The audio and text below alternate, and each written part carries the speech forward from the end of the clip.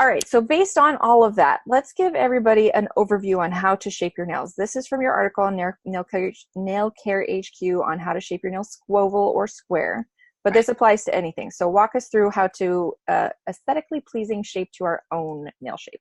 Right, so you can see with all of these lines, so I put the lines there in figure 1 so that you could see that my index finger has a very wonky cuticle line that's pretty square, but boy, it's at an angle. On my index finger, my pointer finger, your little mouse is going in the wrong place.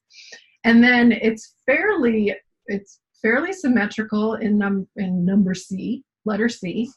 And then B goes almost kind of like D. And then my pinky is very kind of symmetrical too. But like on this one, it's not. So, so the key with this was, even though it's aesthetically pleasing to mirror your cuticle line, sometimes we got to fudge a little bit. Mm-hmm. So if we look at finger D, if I was to mirror that cuticle line, it would look really, really weird. So the goal is to get them straight across, because that's what people are really kind of paying attention to. That's what you like to look at. We want them to sort of all be symmetrical. So then what we do is we head over into image 2, and we don't. So you're going in image 1, you're going to file them the way you think this straight across. And then you're going to flip your hand over, and you're going to do these imaginary lines, and it's the top line. So let's look at A.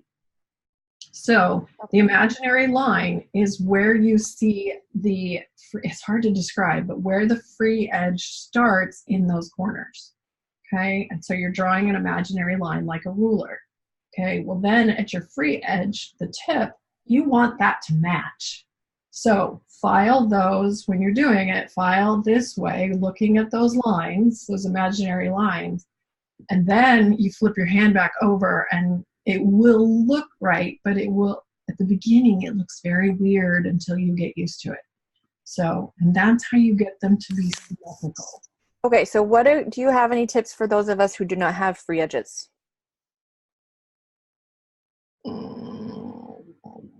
I think it still kind of applies. It depends on whether you're shaping them curved or whether you're shaping them more square. So I see you analyzing that. I'm trying to think if I can figure out I guess I can still see from mine where they are flatter, and I know you guys won't be able to see it, but when I look at it head on, I can see that it has like a little upside down smile, which would be a frown in how some people would call that. So I could see how you'd want to file it. We'll have to poke at this. So maybe we'll play with some of the other Blissettes and with short nubbins and see if we can figure out a method for you.